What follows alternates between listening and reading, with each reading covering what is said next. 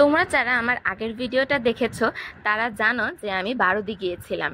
হ্যাঁ, সেই দিনই বারুদি থেকে চলে আসার পরে আমি চলে গিয়েছিলাম ঢাকেশ্বরী মন্দিরে। এই হচ্ছে আমার ঢাকেশ্বরী মন্দিরে প্রথমবার। তাই ভাবলাম প্রথমবার আমি একা একা কেন ঘুরবো, তোমাদেরও একটু দেখাই। তো এই যে মন্দিরে ঢুকে বাবা আর দিদি প্রসাদ কিনছিল, তাই ভাবলাম এখান থেকেও তোমাদের জন্য একটু ভিডিও করে নিই যে এখানে কি কি আছে বা কি ধরনের প্রসাদ এখানে হয়। তো এখানে লাড্ডু ছিল আর সন্দেশ ছিল, তো দুইটা মিলিয়ে আমাদের ভোগ প্রসাদ নেওয়া হলো। মোমবাতি ধূপকাঠি এগুলো নিয়ে আমরা মন্দিরে ঢুকছিলাম। এই হচ্ছে মন্দিরের ভিতরে ঢোকার সিঁড়ি। মন্দিরের ভিতরে জায়গাটা অনেক বড়। আর এই হচ্ছে মায়ের মূর্তিটা দর্শন করে আমি পুরো হতবাক হয়ে গিয়েছিলাম, কারণ আমি আগে এখানে আসিও নি আর মায়ের মূর্তিটা দর্শন করার সেরকম সুযোগও হয়নি, কারণ কারোর কাছে ওই সেরকম ছবিও আমি দেখিনি। তো এই হচ্ছে মায়ের মন্দির। মন্দিরের দুই পাশে এরকম আরও কিছু মূর্তি রাখা আছে, যেমন এইটা মায়ের কি রূপ আমি বলতে পারবো না, আমি ঠিক জানি না। তার পাশে আর একটা শিবলিঙ্গ রাখা। আর এই হচ্ছে শিবের মূর্তি। যেমন মায়ের মূর্তিটা দেখে আমি অবাক হয়ে গিয়েছিলাম, ঠিক তেমনই শিবের মূর্তিটাও। মানে এই দুইটা মূর্তি আমার অনেক ভালো লেগেছে। আর এই হচ্ছে মন্দিরের ভিতরে। আর মন্দিরের ভিতরে এত জায়গা, ওইখানে তোমাদের মনে হচ্ছে অল্প জায়গা, কিন্তু দেখো মন্দিরের সামনে মানে অনেকটা জায়গা।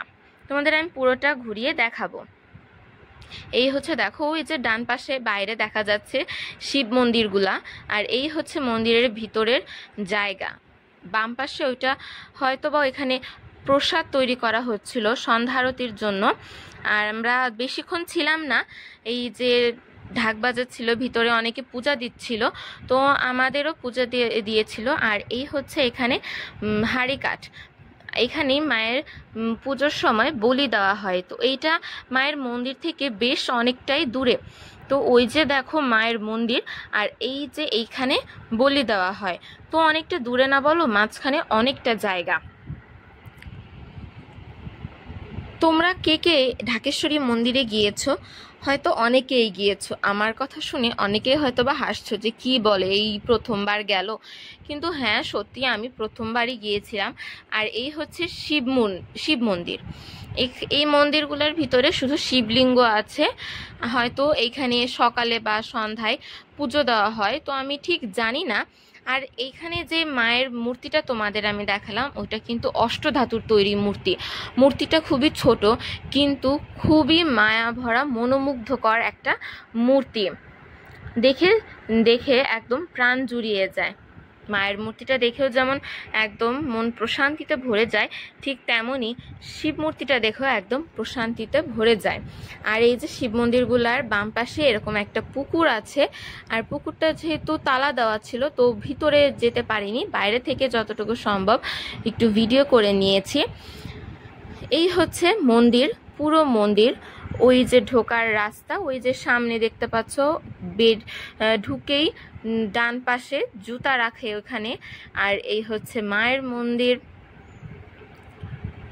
সব কিছু মিলিয়ে মন্দিরটা অনেক সুন্দর। খুব বেশি বড় না, তবে সুন্দর, অনেক ভালো লাগে।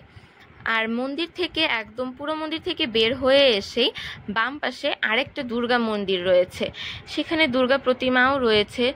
প্রতিমাটা কিন্তু একটু ইন্ডিয়ান স্টাইলে করা, তোমরা হয়তো বুঝতে পারছো। তো তোমাদের কেমন লাগলো অবশ্যই আমাকে জানাও।